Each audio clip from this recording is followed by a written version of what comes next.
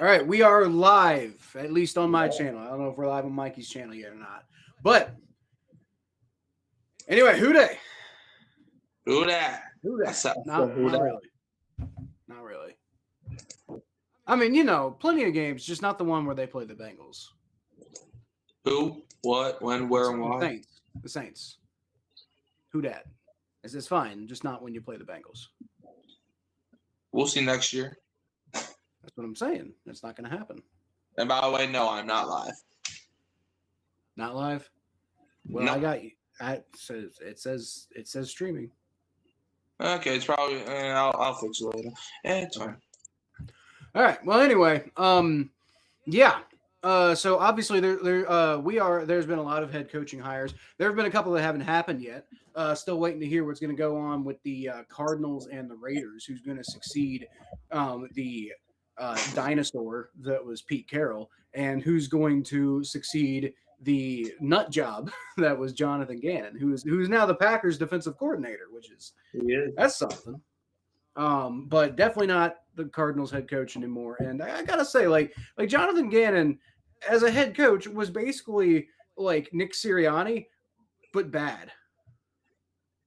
And you could also make, you know, some have made the argument that Nick Sirianni's bad, but Nick Sirianni also won a Super Bowl, so like. I mean, I thought Jonathan Gannon, when he first got there to Arizona, I felt like, you know, he was a pretty solid coach. But then he punched a player last year. The team started losing, and I'm like, okay, well, there goes Jonathan Gannon. Yeah, so he's like if Nick Sirianni's personality like took over the body of Urban Meyer. Yeah, and then was a bit of a better head coach than that. Yeah. Yeah. So who do you think? There's only 2 positions left. Who do you think is gonna get those jobs? Yeah, I did a lot of scouting before this. I think the Raiders are gonna hire Clint Kubiak. That's a lot of the buzz I've been hearing. Yeah. Because I think he's going to want to go to the Raiders more than the Cardinals. Because I think, you know, I don't know why anybody would want to go to the Cardinals or to go to the Raiders. Well, it's because the Raiders, I think, are a better situation than Arizona right now because they have the number 1 overall pick. But like with the Cardinals, you don't know. Like, I mean, yeah, you can pick your quarterback, but I mean, who's going to want to trade for Kyler's contract? To be honest with you, so I think he would want to go to the Raiders more than Arizona. Yeah, but I mean, here's the thing. I actually think that the Cardinals are a bit of a more attractive option than the Raiders because, like, the Raiders are just complete chaos. Like, I don't even know what the hell's going on with the Raiders half the time. You could say the same thing with Arizona. You could, but I don't know. It's just like with Arizona, it feels like a little bit more of a blank slate. With the Raiders, I mean, you got like, you know, there's a decent chance they're going to get Mendoza. But like, is Mendoza even going to develop properly? In Las Vegas? Yes. You say that, but look at Sam Darnold. Exactly. Look at Sam Darnold. Sam Darnold turned out pretty good, but he didn't develop at all in New York. That's because the Jets are the Jets. That's what the Raiders are. The Raiders. The Raiders have developed some guys in the past. Not recently. When's the last time they developed a quarterback? Derek Carr. Derek Carr is about the only one. And even then, like, okay, for a second-round pick, Derek Carr was pretty solid. But I wouldn't say anybody's going to point to Derek Carr and be like, oh, that's proof that the Raiders are a great franchise. I mean, Derek Carr was on track to win MVP one year, then he got hurt, and then, then it completely fell off the rails because the Raiders make no sense because the Raiders mismanage everything. If anything, that's actually, I think, a point away from wanting to go to the Raiders because, like, you know, you got one guy who turned out pretty decent for a little bit and then completely fell off. And part of the reason he fell off is because there was so much chaos around him constantly. Like, I mean, just look at the whole John Gruden situation as I think a microcosm of how much of a mess the Raiders are. Like, I mean, the Cardinals, don't get me wrong, the Cardinals obviously, like, you know, aren't a good organization. You know, they're consistently like just trying to climb out of the basement in the NFC West. And that's But another part why I would not go to Arizona, because you got to deal with three monsters in your division. But in the AFC West, you don't know if you're going to have to play against Mahomes next year with this torn ACL. And the Broncos, they won 14 games, but you can beat the Broncos. And the Chargers, who knows the damn Chargers? So I feel like the Raiders, like, you could probably contend quicker with the Raiders than you can with Arizona. I would, let's just say I would be shocked, like utterly shocked if Mahomes doesn't play next year. I know the ACL thing, but people rehab from ACLs a lot faster these days than they used to. And the way that Mahomes is with injuries, I don't see him missing next year. That just doesn't seem like the Patrick Mahomes that I know. Like I don't see him missing next year. I don't think that's realistic. And then obviously the Broncos are doing really well right now. I mean, like the Broncos are like they're who did they beat to get to the AFC Championship again?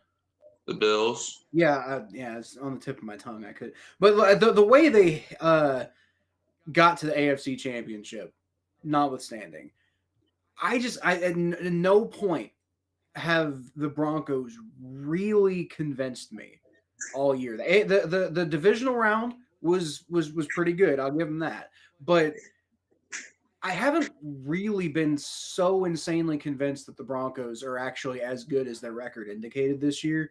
But they're still a really good football team, and they're very well coached. So the Broncos is a bit of an interesting situation. But first of all, I don't think that you're picking like, well, you want to go to the Cardinals and like you go to the Cardinals, you're going to have to deal with the Rams, you're going to have to deal with the Seahawks, you're going to have to deal with the 49ers. I get that. Although you want to talk about injuries, maybe the 49ers aren't really anything to worry about if you can get good enough. And really the whole point of this is getting good, right? It's not about just, being – it's not just about like strategizing where you go to win based off of your strategy. Like you still got to get there and you got to like be a good coach for any of it to matter. And so like, I mean, you can overcome the 49ers. The Seahawks, I mean, like they just got good this year, but who knows how long that's going to last. And then the Rams – really kind of feels like the Rams are living on borrowed time at this point. I mean, I understand that, but yeah, I just think that if I was a coach on the market, I would look at the most desirable. And like the Cardinals, they got too many questions to figure out. Like, and the Raiders, yeah, do the Raiders not? They got the number 1 overall pick for a reason. I was about to get to that point. Yeah, the Raiders have questions too, but the number 1 overall pick is the number 1 overall pick. And like, if you can have a good offseason, the Raiders are going to be way better next season than 3 wins, and I understand that's not a tall bar to climb, but it's like, I mean, look at the Raiders from even a year ago. A year ago, the Raiders, like they won 6 or 7 games, something like that, and now they're winning 3 games with Pete Carroll. I mean, he's grandpa at this point. So the Cardinals have the number 3 overall pick. I know it's not the number 1, but I mean, it's still a pretty solid pick. And it's like, Mendoza this, Mendoza that, but Mendoza might not be anything. Look at how everybody thought Trevor Lawrence was going to be like the next Peyton Manning. And he's turned out okay. This year was pretty solid. But I wouldn't say most people would argue that Trevor Lawrence has lived up to his hype. Joe Burrow is another guy who was heavily touted, at least after his senior season coming out of college, just because of like, I mean, like I would argue Joe Burrow's turned into one of the best quarterbacks in the NFL, but due to the organization around him, it hasn't really, necessarily mattered a whole hell of a lot. We had a decent run in 21 and 22, and outside of that, what good's Joe Burrow really done us? And I'm not saying we should get rid of Joe Burrow. I'm just saying from the perspective of choosing your next destination, I wouldn't say that like, the number 1 overall pick trumps all other things. And the Raiders are such a mess. I just don't know if I'd really want to go there. I think there's more. I'd rather go than the Browns. I think there's more talent on the Raiders than there is Arizona. Because look at the Raiders. Ashton Jeanty, if you can develop him, you got yourself one. Brock Bowers, he's one of the best tight ends. Max Crosby, one of the best defensive linemen. Michael Mayer, pretty good backup tight end. The Raiders' offensive line ain't good, but like if you can draft well, then you can build that offensive line.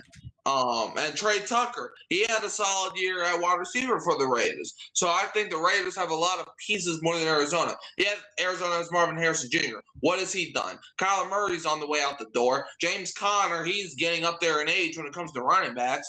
Trey McBride, okay, I'll give you all McBride, but what else? Buda Baker, he's not going to be there for much longer. He might have a few good years in him left, but he's a freaking safety, and he's, I think, already past the age of 30. And if he's not past the age of 30, he's almost 30. So, and then, I don't even know the Cardinals linebackers. So, it's like, I think the Cardinals have too many holes at the Raiders, I think. And I understand they were the worst team by draft-wise. But I think the Las Vegas Raiders, if I was a coach, I would look at the Raiders and I'd be like, I think we can do something here more than I would about Arizona. I don't know. Like, if I'm a coach, I feel like I'm looking at Arizona as like a blank canvas. Whereas like the Raiders, there's just so much like bloat to cut out. Outside of obviously the quarterback situation's wide open. But I mean, beyond that, I mean, look at Max Crosby as just an example of like everything else that's going on with that organization. I just feel like there's too many weeds that you got to whack. With the Raiders. Whereas like the Cardinals, I feel like the Cardinals are a bit of a blank slate. Like get Kyler Murray out of there. And I mean, you can probably, I don't know what you can trade him for, but I mean, you can get, I don't know what you can trade him for, but you probably get something. And you might have to eat some of that contract, but if anything, that gives you I would think that gives you a bit of a buffer as a head coach, because like, I mean, if you can get in there and you can show that, you can get something out of this roster, even though it's probably year one, not going to be anything to really speak about. But if you can get in there and you can show that, hey, this team can perform and do some stuff with you in there, then you're going to have like a really good situation here in a couple years. Whereas with the Raiders, I don't see any indication that they're going to do anything that's going to support you at all. And I understand. Look, I'm not arguing that the Raiders are a great team. Obviously, whoever is saying that is a stupid person. But I will say this: the Las Vegas Raiders. Look, we've seen plenty of times where teams go from the number 1 overall pick to the playoffs in a couple years. The Jaguars, for example, your Cincinnati Bengals, for example, the Saints back in 2006 had the first overall. Had the first overall pick, and then they're in the NFC Championship game the year after. Like, we've seen coaches go to an organization and churn a team around in very little time. 49ers in 2018 finished with the second overall pick. 2019, they're in the damn Super Bowl. So, like, we've seen worst to first. And I think the Raiders are closer than Arizona is personally, because Raiders, you know who your quarterbacks are going to be. You know you're drafting Mendoza. And if you say you're not drafting Mendoza, you're a damn lie. Arizona, everything, like, there's like 7 different options.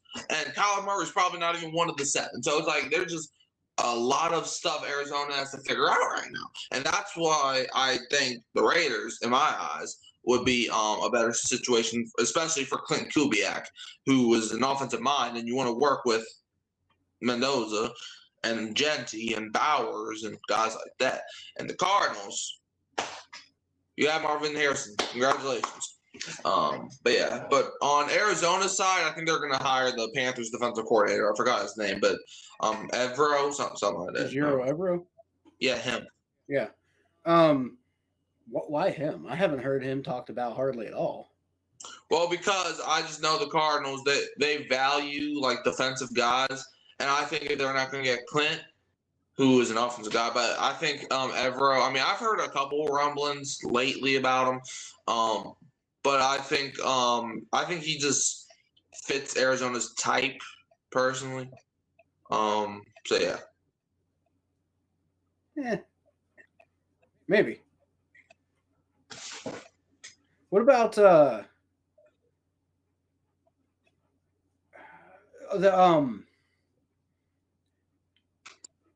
seems like a bit of a dark horse almost, because like I've heard almost nothing said about him.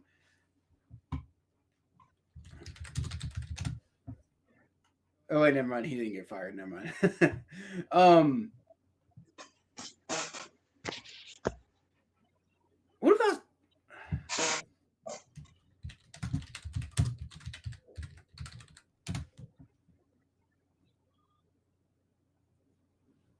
Okay. Yeah, I thought so. Okay. What about Steve Spagnuolo? Steve, he's the Chiefs guy, right? Yeah, he's the Chiefs defensive coordinator. I've always really liked him, and I obviously haven't in recent years, but prior to him, or prior to like probably 2021, I've been a big fan of Steve Spagnuolo. I've always really liked him as a DC, and I thought that he was. I thought he kind of got a raw deal with the Rams back in what was it, like 15 years ago when he was a head coach. He was with the St. Louis Rams for a little while, and I thought that he was going to be a pretty solid head coach. He never really got, I think, even a halfway decent shot. But he helped build that Giants defense that upset the 2007 Patriots. And he's pretty much been a solid defensive coordinator anywhere else he's gone. Wasn't he also a defensive coordinator for a minute? I think for like 1 year or something like that. For who? Steve Spagnuolo. Yeah, I remember he was. I think you worked for the Saints 1 year. I think. Yeah. You don't remember how that year went?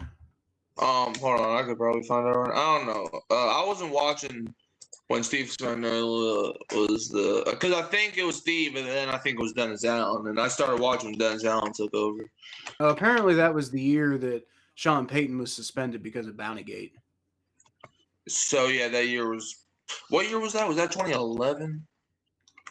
12, I think. 12.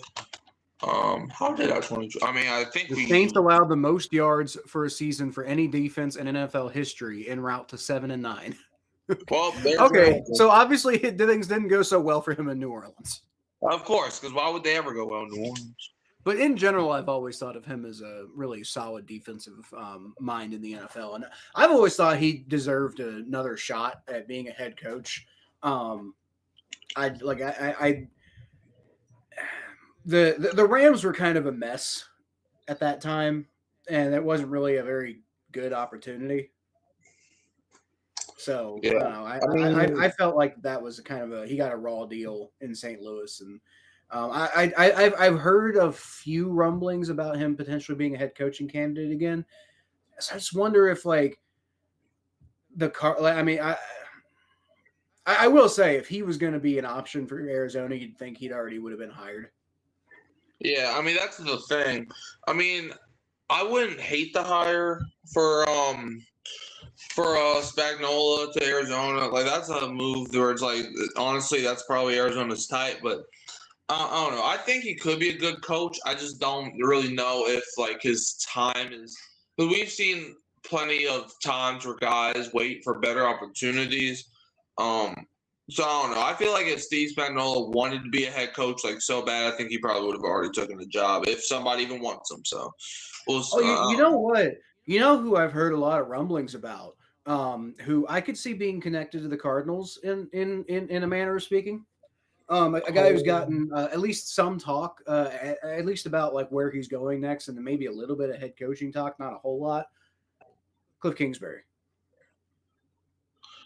I don't like him as a head coach personally. I just think, I think he had talent in Arizona that he just used and he Obviously, I was joking because he was already fired by the Cardinals at one time. Oh yeah, you're right.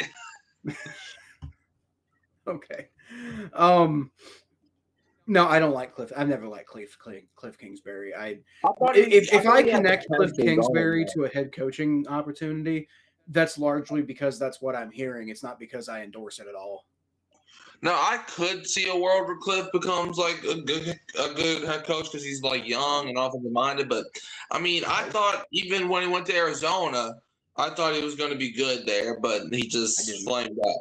Like I've never I've never once ever since I heard his name connected to NFL circles, I've never liked Cliff Kingsbury as a coach. I don't think he's got the right mentality. I think his strategies are they're it's all he's got a very all eggs in one basket type of offensive strategy, and I don't he doesn't his ideas don't really make a lot of sense at the NFL level to me. And when has he ever had success at the NFL level other than like a very short like kind of good run with the Cardinals, but even then they fell short of like the dark horse expectations that they had. Well, very nice of you. I don't like Cliff Kingsbury. I never have. That's not very nice of you. Well, I'm sorry. I'm sure he's a perfectly. I mean, he does. Like honestly, if you look, like he looks like a douchebag, but I don't know. I don't know the man. He could be a very nice person. I don't know. I'm not trying to speak ill about his character or anything like that. I don't like him as a head coach. I never have. I don't like him in the NFL at all. You know, I barely like him as a college coach, but his ideas work in college. Like you can't argue that. I don't know. I think Cliff. Raheem Morris. Move on. You know who he's get hired by? Atlanta. Who? Raheem Morris. He should go to Atlanta. He's a perfect head coach candidate for now. That would be wild. What about Chris Shula? Now him, I think. Do you think the Cardinals might be interested in him? I mean, he's definitely like one of the hottest names right now. I don't know how I feel about Chris Shula. Look, I'm not really a big fan of defensive coordinators becoming head coaches. I don't care. Maybe that's just the Dennis Allen trauma in me, but I've just never been a big fan of that. But we're talking about defensive guys who maybe fit the Cardinals. Like we're not talking about endorsing right now. I know. I think Chris Shula, he's definitely like probably if I had to like put him like on the scale, like if I was a Cardinals fan, I would say I would probably be interested like in like a 6 out of 10. Like it wouldn't be a bad move necessarily. I just don't know how I feel about him going to Arizona. But I mean, like I said, Arizona, they go after defensive guys. I mean, when's the last time they went heavy offensive mind? I mean, so yeah, I think old dude, like he might have a shot. My biggest problem with Chris Shula is I'm not saying Chris Shula won't be a good head coach in the NFL one day. I don't know anything about the guy. I know the Rams defense looks pretty good to me. I don't know how much of that is Chris Shula and how much of that is, talent or, I mean, I don't know. I'm not super well versed in Chris Shula. All I know is if there's one thing that pisses me off in the NFL, it's nepotism. And if there's another thing that pisses me off in the NFL, it's the fact that nepotism is so incredibly rampant, and most of the time it's not even. It's so obvious that it's nepotism, and it's not about merit or anything like that. Like a lot of these guys get these jobs because of their connections or their name. And I don't know anything about Chris Shula. But I do know a lot about his dad. I know a stupid amount about his dad. And I hate his dad. Not as a person, as a coach. And the only reason he became our head coach in the early 90s is because his dad was Don Shula.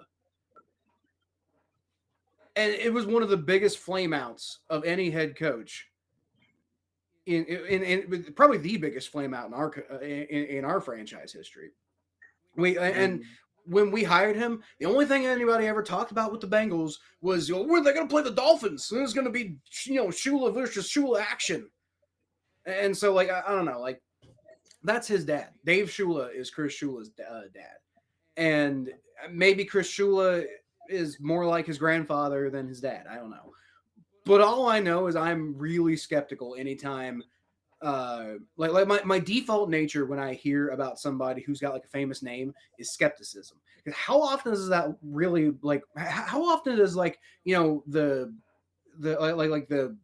child or the grandchild or whatever of a famous person actually carry on the family name and do just as well at the thing. I mean, Like in the NFL, it very rarely happens. Like, I mean, like a lot of guys in the NFL, a lot of players are people whose like whole family has been involved in the NFL. But like typically, like Orlando Brown Jr. is a good example. His dad was a very good player, but Orlando Brown Sr. wasn't exactly like, the most well-known player of all time.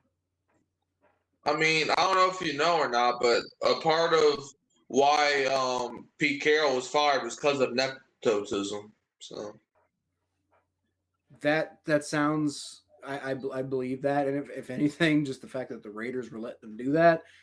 But then again, it's not just the line coach was the Raiders' offensive line coach was Pete Carroll's son, and their offensive line was horrible. He refused to do a damn thing about it. So they're like, okay, yeah, Bill Belichick and Steven Belichick. Yeah, him. Like, bro, like, what does Steven Belichick even do other than have weird facial expressions? He's Bill Belichick's son, and Bill Belichick has frankly earned the right to hire his son. Right. But the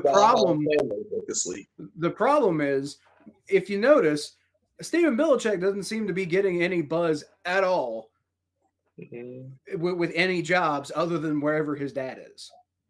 Like, he got the jobs with the Patriots, and then he went to UNC. I don't even know what he's doing right now. I'm guessing he's still with UNC. Speaking of that, how do you feel about Bill Belichick not being first ballot?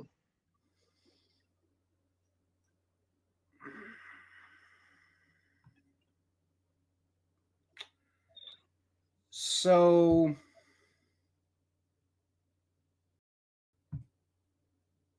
let's see. How do I feel about Bill Belichick not being first ballot? I think it's ridiculous, personally.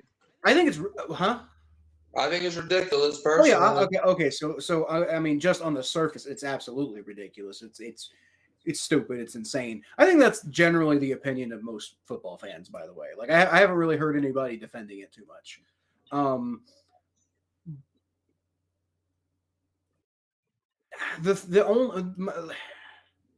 My only push against like the general narrative that's kind of out there is I'm just not that surprised. Like, like the we're talking about nepotism with the with like the head coaching hires and everything like that, like Pete Carroll and potentially Chris Shula and definitely Steven Belichick and everything like that. We talk about nepotism this, nepotism that, but like that's just what the like half of what the NFL is just built off of people just knowing other people and being like, I like this guy. And that being kind of the whole thing. And the thing about Bill Belichick is nobody fucking likes the guy. Yeah, and that's unfortunately, like, why do you think Joe Namath's in the Hall of Fame? Because he was funny. Yeah. Why do you think Terry Bradshaw's in the Hall of Fame? Every time someone argues with me about Hall of Fame, I'm like, bro, Joe Namath is in the gosh darn Hall of Fame. Like, you can't no. I do think that the NFL Hall of Fame, like if you're an NFL Hall of Famer, it's a pretty good indication that you were probably a great player in some way. My argument with Joe Namath has always been, as I've said on the show before, my argument with Joe Namath has always been like, maybe Joe Namath wasn't like, the greatest quarterback of all time, but his guarantee to win the Super Bowl that put the AFL on the map is such an indispensable part of NFL history that like you can't talk about the story of the NFL without that happening, right? So like if that moment doesn't happen, then nothing in the NFL today looks the way it does. And so while I'll agree with you, Joe Namath himself, like just if you just look at his stats and you look at his success and et cetera, he's not really a very good example of like, if you play like that, you'll be a Hall of Famer. The only thing with him is like I've always used Terry Bradshaw as one of my biggest examples of like, what's that guy doing in the Hall of Fame? Like he won 4 Super Bowls, great, because the Steelers had like a all-time defense, and were roided up and everything like that. Terry Bradshaw himself was not, a remarkably good quarterback. Joe Namath was on same deal with same deal with Terry Bradshaw. Difference is Terry Bradshaw didn't make history at any point. Like his team made history by being the first great Super Bowl dynasty. But he didn't. He himself did not leave a mark on the NFL the way that Joe Namath did by bringing the AFL to relevance. Yeah. But so anyway, we're getting off track. We're not talking about the Hall of Fame right now. We can talk about Bill Belichick a little bit though. And my whole thing with that is all I have to say about that is I'm not surprised. Like, do I think it's dumb? Yeah.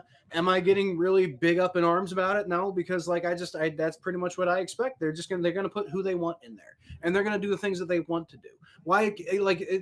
There's no reason on earth why Ken Anderson shouldn't have already been in the Hall of Fame years ago. There's no way Ken Riley had to wait until after he died to make the Hall of Fame. It's just basically who these people give a shit about in the moment. It's not as dumb as the Pro Bowl. I heard them talking about that on GPS. The NFL Hall of Fame is just the Pro Bowl now. It's not as dumb as the Pro Bowl because the Pro Bowl is voted on by fans, which are even more fickle, and make even less sense. But at the same time, okay, so think about this in the reverse. All of the bias that Shedeur Sanders has against him among NFL owners, right? Mm-hmm. They seem to just hate the guy for whatever reason. I don't know, maybe he sucks, but Shedeur Sanders, definitely has had a ton of bias against him as far as the NFL owners go. So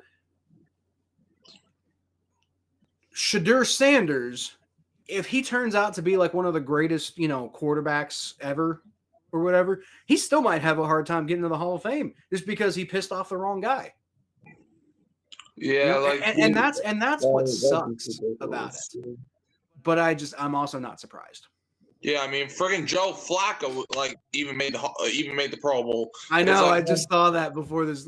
That's okay. Don't get me wrong. I'm not. Backup. Well, sort of. He was. He was actually a starter because Burrow was hurt. But other than that, he was a damn backup. Well, he was a starter for Cleveland too. Yeah, then he sucked his way out of Cleveland. No, the Browns sucked around Joe Flacco. Joe Flacco, as I said, going into Joe Flacco being when we traded for him, if you actually watch those games, Joe Flacco's pretty much playing fine. All those interceptions, hardly any of them were his fault. Is the Browns dropping balls? Principle. Do you know the guys that were better than Joe Flacco for Lamar Jackson got in the Pro Bowl, Trevor Lawrence got in the Pro Bowl? Goddamn. I would even take Aaron Rodgers in the Pro Bowl before I take Joe Flacco. You shut your fucking mouth. But listen. No. Listen.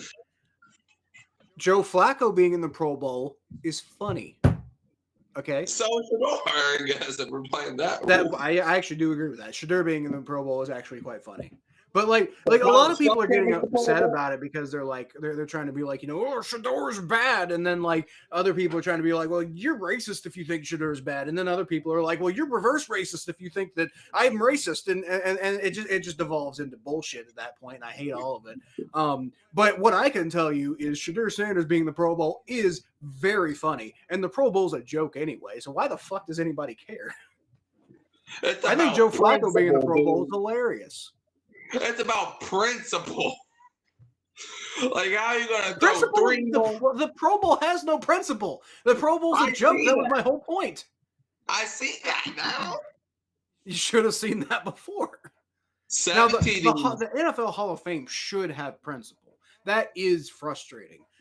I'm just here to tell you that, if you're trying to hold these, NFL, these billionaire owners to any sort of principle, I would pick a different career path.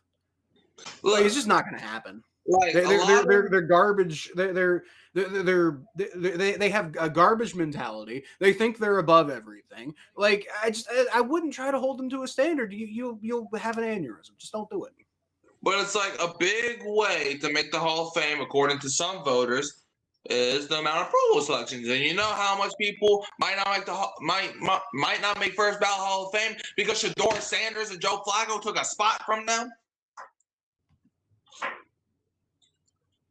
I don't think that I think you're reaching a little bit on that one. No, I'm not. I mean, I'm not saying that couldn't factor into a decision at some point, but like, who else? Like, Aaron Rodgers isn't going to lose out on the Hall of Fame because he didn't make the Pro Bowl in like his final season, possibly final season in the NFL. You know, who else are we concerned about? Not Lamar, Trevor Lawrence. Lamar is not going to miss the Hall of Fame because he didn't make a Pro Bowl in the year he got injured. He might. You never know. He's not going to. You said Phillip Rivers? First of all, Phillip Rivers is garbage. Okay, he was not garbage, dude. Well, okay, that first game back, he looked pretty good. Other than that, he wasn't very good. Yeah, no. He was doing good this season. Okay, let's qualify this then. For 9,000-year-old hermit with like, you know, blisters and boils all over his body and like gray hair, he played pretty well for that, right? But by Pro Bowl standards, he didn't play that well. I'm not saying he should be in the damn Pro Bowl, but knowing fans, they probably wanted him. I'm surprised Phillip Rivers didn't make the Pro Bowl. You brought that up as saying like, oh, Phillip Rivers might miss the Hall of Fame because he didn't get the Pro Bowl this year. Like, first of all, Phillip Rivers might miss the Hall of Fame because Phillip Rivers, frankly, might not be a Hall of Fame quarterback. I never said Phillip Rivers' name, but okay. Oh, you didn't? I thought you did. No, that was you. I thought you said Phillip Rivers. I'm sorry. Who'd you say? I said Lamar, and I said Trevor Lawrence. Trevor. What? Okay, so let me be absolutely clear. Trevor Lawrence 1,000,000,000% deserved to make the Pro Bowl over Joe Flacco. I'm not saying that. Dude, the freaking I would calm down a little bit with the Hall of Fame talk though with Trevor Lawrence because like this is the first year that he's looked like he's even worth the #1 overall pick. Okay, so calm down a little bit. I'm just saying, if he turns his career around and ends up winning 7 damn Super Bowls, and then he's not going to miss the Hall of Fame because he missed the Pro Bowl 1 year. I don't know. If he wins 7 Super Bowls, he's going to make the Hall of Fame. Like they might change the rules to let him in it, like before he retires. Okay. I'm a little surprised they didn't try to do that with Tom Brady.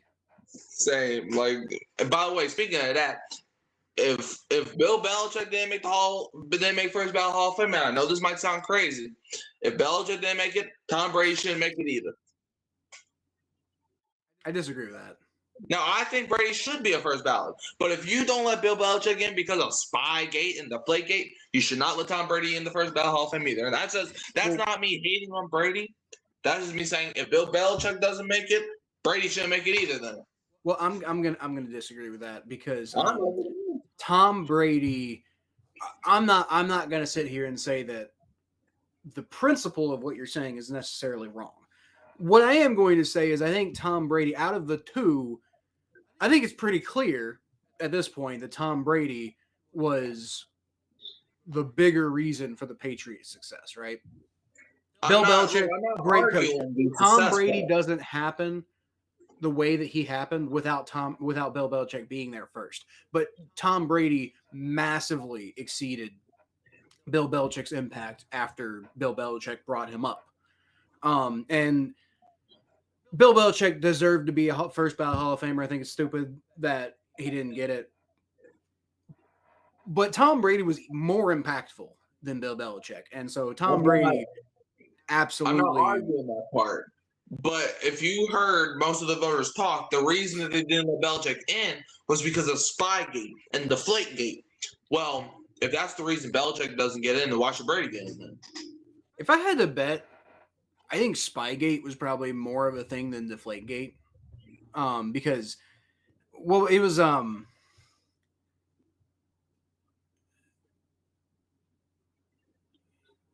Bill Polian, right?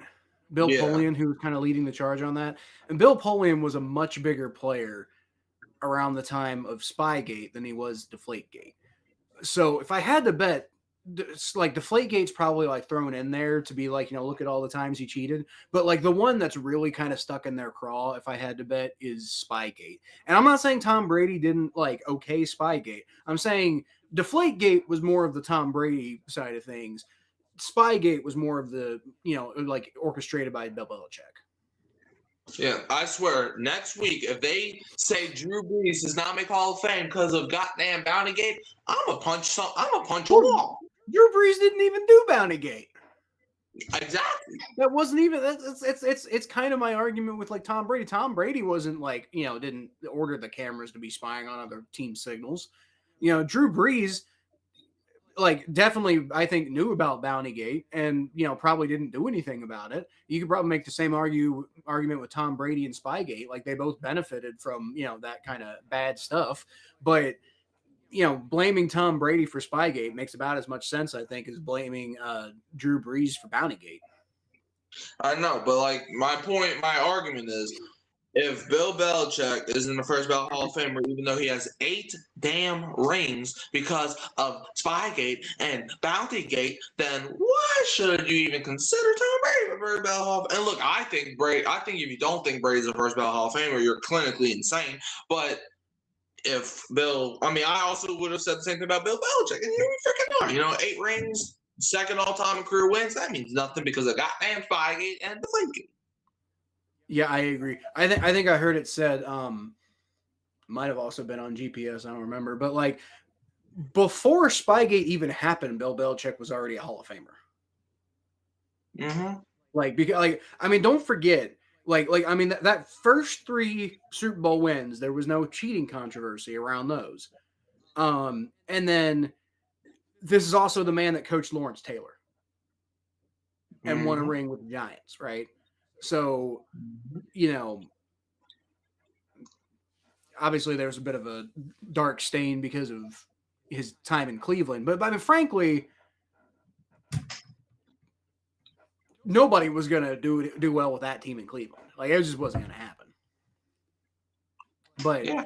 I completely – I agree, Bill. But let's get back to the head coaches. So, okay. I don't even know how long we've been going here. But let's see. Here we go. An hour? Oh, okay, 45 minutes. Okay, so we've been going a little bit longer than I wanted to go on Bill Belichick. But so I'm going to bring up – I don't know if I can do it. Here we go. So I'm going to bring up the tier list here. And nobody actually has a tier list made, so I'm just kind of like improvising it here. So these are the head coaches who've been hired so far, right? We got Jeff Hafley, Kevin Stefanski, Joe Brady, Jesse Mentor, Todd Monken, Robert Saleh, Mike McCarthy. Nobody else, right? Those are the guys who've been hired. I think so. Yeah, I'm not missing anybody. Hold on, who do you have? Let me see. Jeff Hafley, Kevin Stefanski, Joe Brady, Jesse Mentor, Todd Monken, Robert Saleh, and Mike McCarthy. Yeah, that's everyone because the only 2 teams without a coach is the Raiders and the Cardinals. Yeah, that's it. Yeah, I'm just trying to make sure I didn't forget anybody else. Why on earth Lou Anarumo is considered a head coaching candidate blows my mind. Like, did y'all see? Like, I tried to tell you about Lou Anarumo and the way that he runs a defense, and y'all wanted to be like, "Oh no, look how good they are in the first couple games of the season." The Colts with all those veterans. The Colts almost hired Dennis Allen. I think Dennis Allen would have had similar results, frankly. Probably. But anyway, we're not worried about these guys because this is. I only use this tier list because nobody has an actual tier list. So let's just go ahead and rank these hires then. So I think I'm not happy to say this, but I think it's true that like the only slam dunk hire I think that we've really had in this hiring cycle so far has been Jesse Mentor. Yeah. Like, that was a phenomenal pick by the Ravens, and I hate it. I hate everything about it, but the Ravens made a great head coaching hire. And I thought moving on from Harbaugh was maybe like I get it, I but thought it was time for him to go. I think it's been time for him to go. I also get that. I'm not saying it wasn't time for him to go. I'm just saying like I don't know if firing Harbaugh fixes anything, but bringing in Jesse Minter, I mean, like if that like hits the way that it could, Jesse Minter might actually, make moving on from Harbaugh be something that makes sense in my mind. Yeah, maybe. So I'll give unless you want to throw any of these other guys in here. Like in the top category. Top category, yeah. Who's the third guy next to Stefanski? What's his name? Joe Brady. Oh, him. Okay. Yeah, I think Minster's the only tire where I think it was slam dunk. Yeah. But beyond that, I'm saying he's like, the best hire, period. Yeah. So, all right. So then we got the rest of these guys. Let's to make things a little easier. Who's the worst of all these hires? Jeff Hafley. Wrong. I'm not wrong. It's Jeff Hafley. Why Jeff Hafley? Why? What's wrong with Jeff Hafley? Because this dude couldn't win at Boston College. Why is he going to win in the NFL? What? Because college and the NFL are completely different. But if he could not win in the ACC or AAC or whatever they're in, and like his defense with the Green Bay Packers fell apart against Chicago, and he has no head coaching experience whatsoever, he's the worst.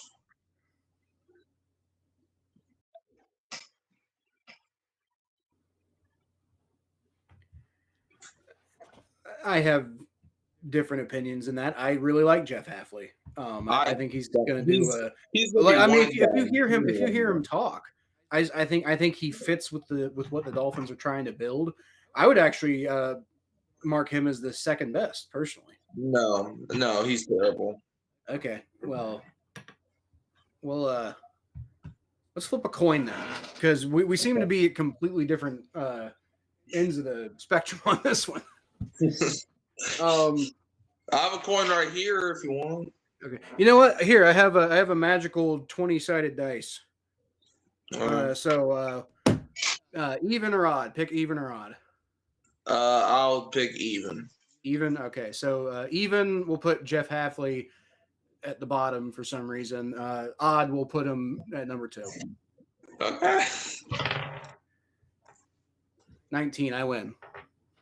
Okay, whatever you say. I really like Jeff Hafley to the Dolphins. I'm not saying it's going to work because I'm not 100% sure how I feel about the Dolphins as an organization, but I really like Jeff Hafley. I think that's a good fit at the very least. All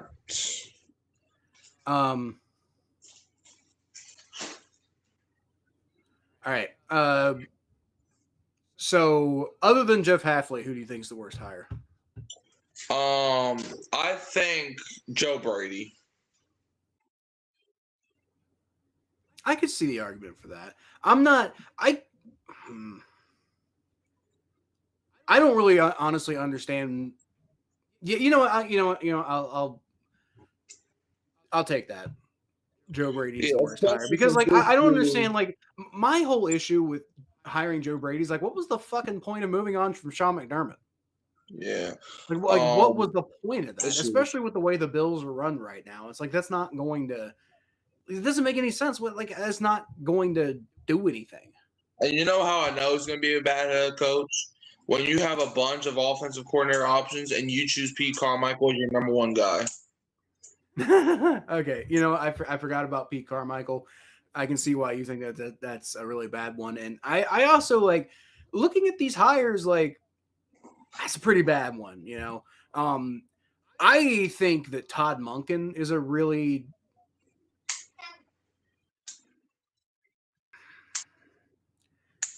I actually like Monken. I just don't think the Browns will like him.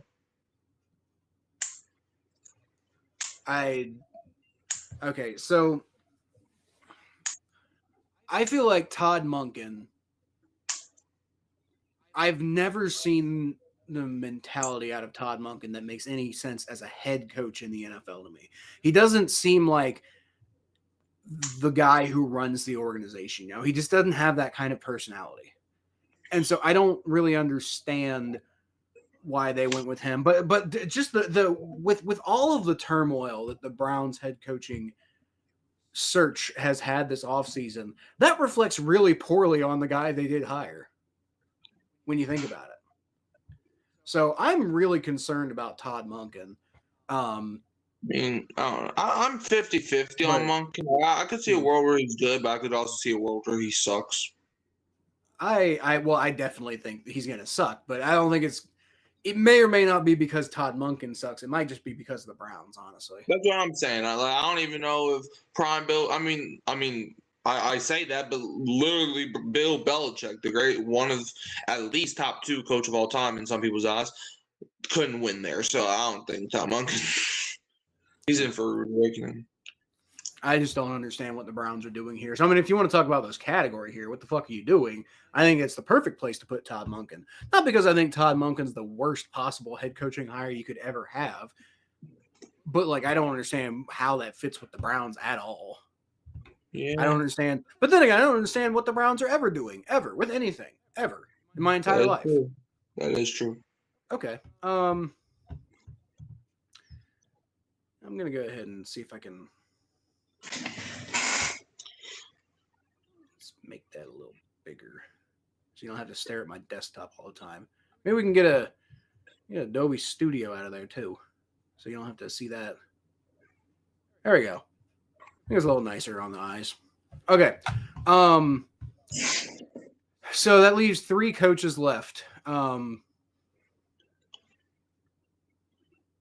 want to get your opinion on Kevin Stefanski. All right. Because I know how you feel about the Falcons, but all right, this is gonna be tough, but I'm gonna try to keep my bias out of it. And by the way, we have 4 coaches left. By the way, and second of all, Kevin Stefanski. 4 coaches. Yeah, John Harbaugh, Mike McCarthy, Robert Saleh. Oh, I forgot about John Harbaugh. Yeah, fuck. Hold on. So there we go. Yeah. Who were we talking about? Kevin Stefanski, right? Yeah. I think Stefanski, when it comes to I don't know how great he's going to be in Atlanta. I hope he's not great in Atlanta. I hope he's the worst coach of all time in Atlanta. But his time in Cleveland, I could say, what's his name? I keep forgetting this dude's name.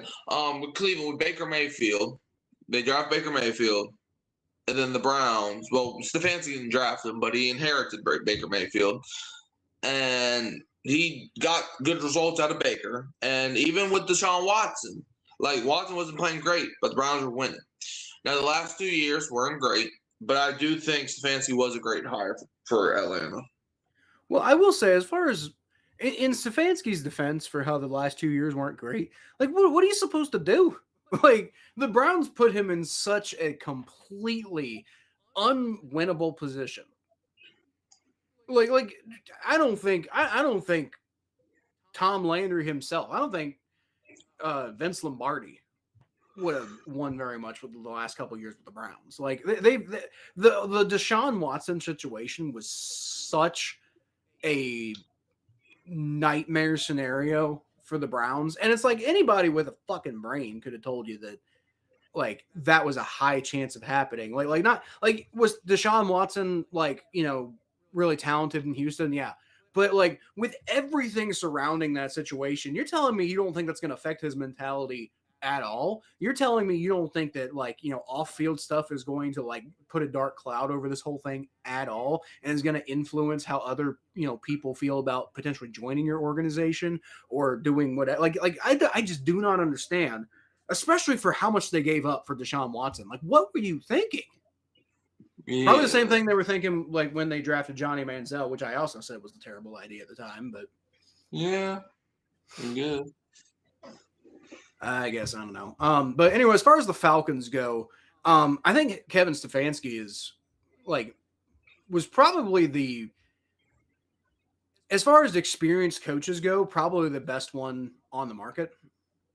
So I mean that alone would make me think that the Falcons, I mean, it depends on what the fit's like and everything like that, but I think Stefanski could be a good mentor for Michael Penix. He'll have a much more stable situation in Atlanta, even though I know Atlanta is Atlanta, but they're not the Browns. So I personally, I would put Stefanski at like the third best hire here. Yeah. And we can even call it 2 because you don't like Jeff Hafley. But the dice spoke, Mikey. I'm just saying. The dice is a damn lie. I'm gonna put Stefanski here, 2B. I don't know how it's gonna work with Atlanta, but I think it's I don't know how anybody would work with Atlanta. Maybe it'll work out, maybe it won't, but it won't. In terms of just like, is this a good idea or not? I think it's about as good of an idea as they were going to have. Maybe. All right. So next for me, would be Robert Saleh. Just because that puts him in the middle of the pack, by the way. Yeah, the thing is, I don't know how I like the fit in Tennessee though. That's the only thing. Well, I kind of agree with that, but that's what I'm saying. Like we're in the middle of the pack here. Like I like Robert Saleh. I don't know if I love him in Tennessee. It's kind of like the same thing with the Jets. Like I really liked Robert Saleh going somewhere, but I thought that, man, going to the Jets, that's going to be tough. But then I even thought that, like, at the time I was like, well, Robert Saleh could turn the Jets around, and he didn't. But it's like I still think that Robert Saleh was a pretty solid coach. I do, after the way that that whole situation with Liam Cohen, I do kind of wonder now, like, is Robert Saleh really have like the psychology to be a very good like leader, the way you need to be as a head coach? Like, it's one thing to be like a defensive coordinator and like focus on strategy. It's another thing to be like the guy who like runs the entire organization, and you have to like worry not just about you have to worry not just about like calling plays on the field, but you also have to worry about like personability and everything like that. And I never really was concerned about that with Robert Saleh until this year, but now I am a little concerned. So I don't know, but it's not enough for me to really make a big deal about it. So I think putting him as like a middle of the pack hires makes sense to me. Yeah, I just think like I understand he got a bad rap in New York, but it's like, I mean, even with the Jets, he wasn't like, in order to be a head coach, you gotta be a leader. And I don't think Robert Saleh is really a good leader of men. Like I think he's a great defensive coordinator, but I don't know if he's like a leader of men for real. I mean, and what? Didn't like him, the Jets didn't like him. I take it back. And you can disagree with me if you want. But instead of Robert Saleh being next, I'm going to put John Harbaugh next, because I actually kind of like the fit with Harbaugh in New York. Yeah, I like okay. So I just thought John Harbaugh's time in Baltimore was done. I didn't think Harbaugh's time as a head coach was done, though. I think with the Ravens, he reached his ceiling. Like, you could contend for a playoff spot, maybe division round, maybe championship, but you're never getting a Super Bowl with Harbaugh. So that's the only problem I had with Baltimore. I think it was time for like fresh blood in there. Yeah. But I think with him going to New York, I think depending on how certain stuff go, I think they have like a window now if they can capitalize on it where they could contend. Yeah. I'm thinking about putting him actually ahead of Stefanski, because like the more I think about it, the more I actually think Harbaugh is a really good fit with the Giants. Oh, absolutely. He's a better fit than anybody with Atlanta. That's part of my concern too. Yeah.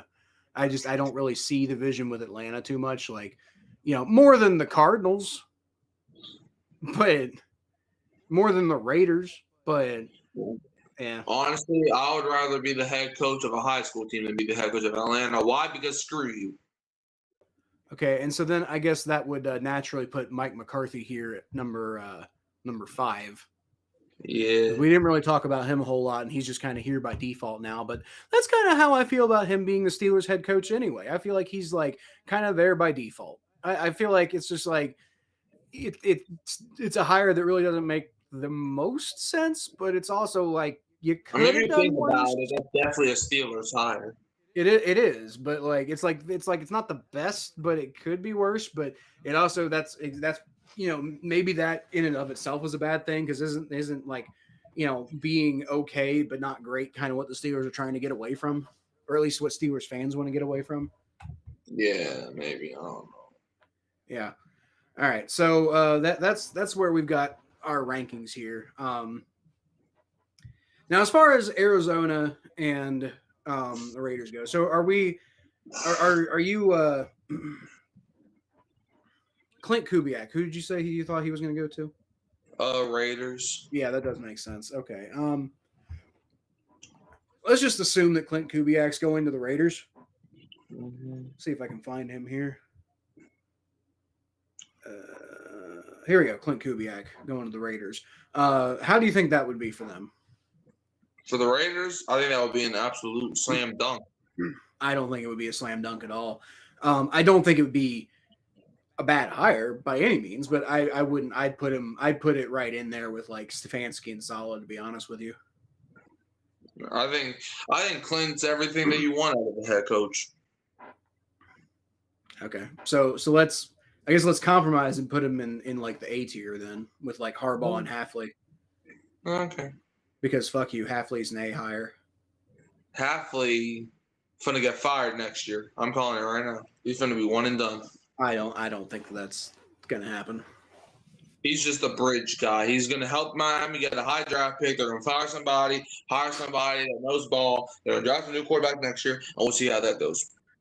I think if any of these guys have a chance of being hired as the head coach of a team and turning them from being a not very good team to being like a consistently competitive team, I think Jeff Halfley's like the guy, No, not even a little bit.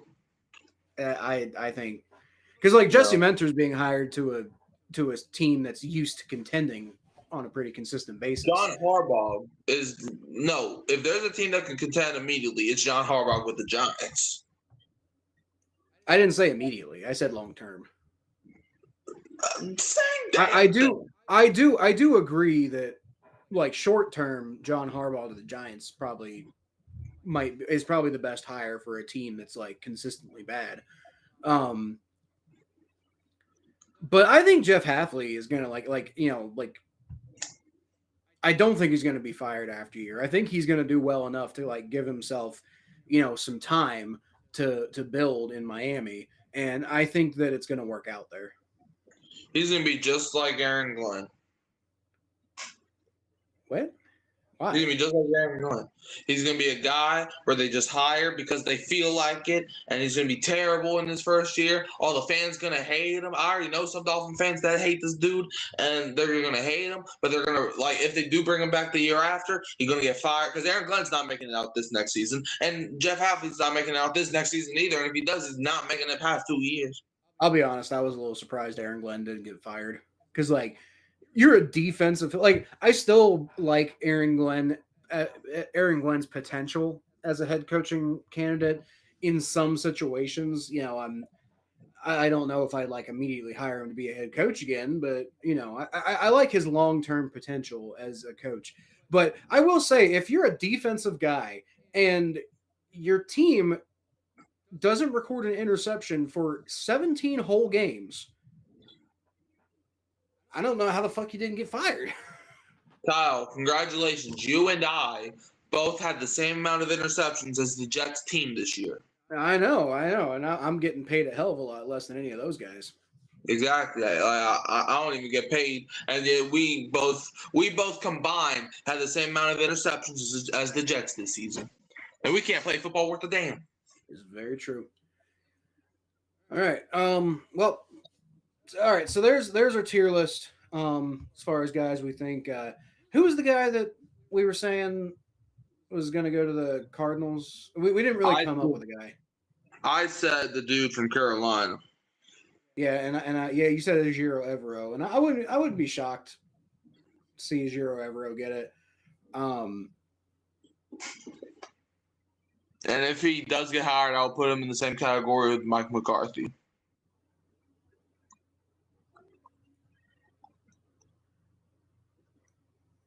Yeah, I think I'd agree with that. As far as Mike McCarthy goes, I don't, other than just like trying to run it back, which the Steelers have been trying to do for literally a decade. And it's like, how have you not learned at this point? But other than trying to run it back with a guy who's got name power, I don't really get the vision. Oh, and Mike McCarthy. But it feels like Mike McCarthy's going to be the Kenny Pickett of coaches. That's what it feels like to me. Because, like, the part of the reason they brought him in is because he's from Pittsburgh. I think Mike McCarthy could work depending on what happens this offseason. I don't. Well, I do. I do think Mike McCarthy could kind of work.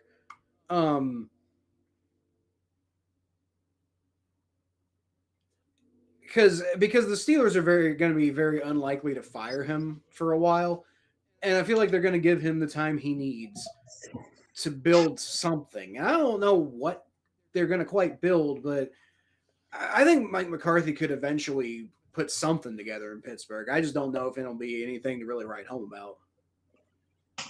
Yeah. So, yeah. All right. Well, so there's a tier list. We talked about everybody. We didn't talk a whole lot about Mike McCarthy, but, you know, we talked a lot about Mike McCarthy on the last episode, I feel. So the Super Bowl is next week.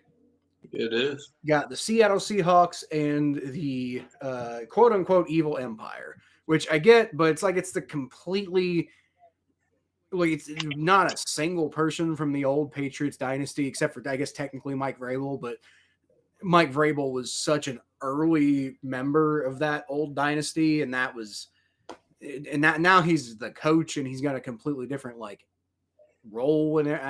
It's not. I mean, the same they got the same owner. I mean, Robert Kraft. Well, they do have Robert Kraft still. So I'll give you that, I guess. But it's like all of the guys who, like, I mean, my boss said this at work today. He's like, you know, all the guys I didn't like from the Patriots are gone. You know, I personally did not have too much problem with the Patriots, but I think this is the way a lot of people feel. Like, you know, this version of the Patriots is not the version of the Patriots that everybody hated. And I feel like a lot of these, like, you know, like sports people are trying to drum up that drama for clicks and stuff like that. Like I noticed it with like Urinating Trees video about like the Haters Guide to the Super Bowl. And it really kind of felt like he's really trying to drive home that like the evil empire is back. And Tom Grossi's been doing it with like his, and now it's funny, but the whole Darth Patriot thing, it really feels like it's a forced narrative to me. And I'm not terribly angry at anybody for doing it. I'm just saying, to me, it kind of feels like a lazy narrative. Maybe. Because, like, it's not the same Patriots team. Now, it is kind of crazy that the Patriots, you know, are back to relevance this quickly. But I will say, I look at how much Drake May has, you know, been kind of careless with the football this year. Look at a lot of the problems that the Patriots have had. I'm not saying that they won't be back on a regular basis, but like I just this Patriots team feels to me like it's a Patriots team that's in the Super Bowl because it wasn't really a team in the AFC this year that was going to stop them. You know, Yeah. like the Patriots are the best team out of an AFC that where the Chiefs finally fell off. And there wasn't really anybody available to step in. Best we had was the Bills, and we all know how suspect the Bills are. You know how in fantasy football, should have been the Bengals. Okay. Sorry. Well, around championship week, you know how fantasy football does these second place games? Yeah, I guess. That's what the AFC championship was. Winner gets second place. Yeah, pretty much. Ain't nobody beating Seattle. I I can't imagine. Like, I mean, a lot of people are like, it feels like the Patriots it feels like what? Like, that's your only argument for the Patriots is like, oh, it's the empire. Like, okay, but like if you actually like look at the Patriots in a vacuum, like they've got their defense is pretty solid, but their defense is also a bit porous at times. And Drake May is a very good player, but he's also kind of careless and reckless with the football at times. And I feel like going up against this team and going up against Denver is going to be a completely different story. Like the Seahawks are, I feel like, a true, and they're kind of out of nowhere this year, but either way, they feel like a true team of destiny. Like, it's like it kind of reminds me of the Bengals run in 2021, except this time there's no Aaron Donald on the other side. Yeah, I mean the Patriots don't look. And I actually before the season I had the Seahawks in the NFC Championship game. I thought they were going to be that good. I had them losing to the Commanders. We're going to talk about that second part. I mean, I think the Patriots. This is just a terrible matchup. I mean, I just don't. There's not one thing that the Patriots have that I think they can exploit Seattle. Yeah, their defense is cool. So is Seattle's. And Seattle's offense. If you're going to beat Seattle, you got to outscore them. You ain't outscoring the Seattle Seahawks. Not with how your offense has been looking the entire season, and even in the playoffs. Like, yes, you're in the Super Bowl, meaning you won the most games out of any team in the playoffs. Congratulations. But you didn't play a team like Seattle. You played the Chargers. Congratulations. You played the Texans, where if CJ Stroud does not throw 4 interceptions, you lose that game. And then you played the Denver Broncos, who if Bo Nix starts, maybe you lose that game. So it's like, I mean, I don't take the Patriots seriously. And maybe they'll shut me up in a week and win the Super Bowl. They're not going to, though. Well, I think the Patriots absolutely could win the Super Bowl if Seattle shows up and sucks. Which won't happen. No, it's possible. I mean, they could show up and they could have a game plan that just doesn't work or something like that. I mean, any given Sunday, there's no reason on earth the Bengals should have lost to the fucking Jets this year, but it happened. Well, that's because you're shitty. But they're not gonna beat. The Patriots are not gonna beat Rashid, the need for speed Shaheed. Okay, so Rashid Shaheed's a kick returner and a wide receiver, but he's primarily a kick returner. I think you could probably if the kick return game isn't really part of the game plan. It's just like catch the ball and see what happens. Catch the ball and score a touchdown. Yeah, but that's not a game plan. Game plan is not get ball, score touchdown. That's not how game plans work. Yes, it is. So this is what you do. You catch the ball, you run real fast, you score a touchdown. Great game plan. If you're Chris Collinsworth, maybe, but I don't know if you know this about Chris Collinsworth, but he's not a coach. He's a dumb announcer. Chris Collinsworth. What? I never said anything about Chris Collinsworth. I know you just employed his strategy into a game plan, allegedly. Okay. Oh, if you go faster than the other guy, you're going to get a touchdown. Exactly. It's very easy to game plan. Okay. Well, I think that's about it. You got anything else? Pete Carmichael, really? I really don't think most people are paying too much attention to Pete Carmichael. Damn it, I am. I know you are. I'm sure plenty of Saints fans are probably also saying the same thing, but I think most people are more, deciding whether Joe Brady's a good hire or not. If the Bills miss the playoffs next season, will I be surprised? Hell no. Pete Carmichael, that's the best you could come up with? I feel like Joe Brady, is that the best you could come up with? Like, I'm not saying Joe Brady's necessarily a bad coach, but I don't know, like, I haven't really seen him do a whole lot in the NFL that I've been all that impressed by. And it feels like he's just like living off of the success of that 2019 LSU team. But he hasn't been having those, like without those players, he hasn't had the same success. So I don't know. And I could be wrong. He could be a good coach, but I'm not sure. And it really just kind of feels like Joe Brady is gonna just be Sean McDermott too.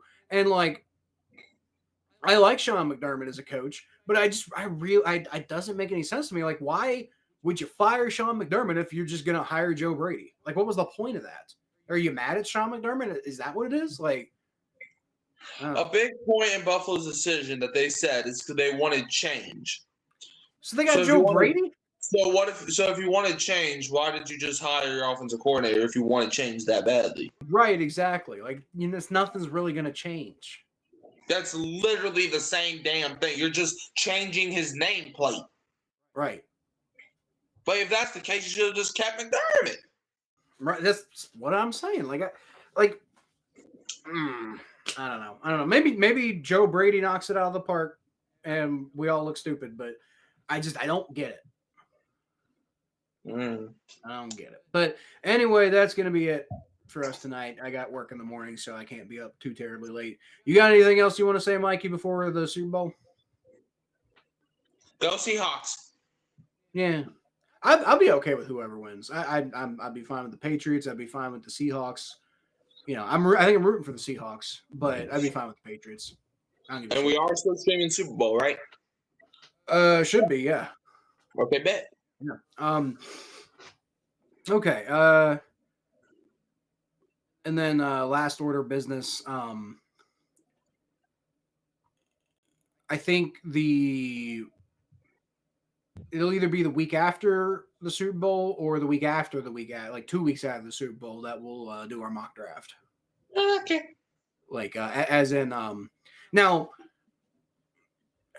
to be clear, when I say mock draft, like, you know, I've done a first round mock draft that I put out every single year since I was in high school. And we can probably do something like that for the podcast this year, but that's completely different. That's going to be us putting together like what we're going to be doing is we're going to be like Mikey's going to take the Saints draft picks. I'm going to take the Bengals draft picks. And then we're going to use the PFF mock simulator. And when it's our team's turn, we're going to like make our decision, or we're going to trade and see if the trade simulator will let us do that trade. And then we'll come out of it and we'll, you know, be like, this is what we did. So that's what we will be doing here in like a couple of weeks, just depending on when it feels right.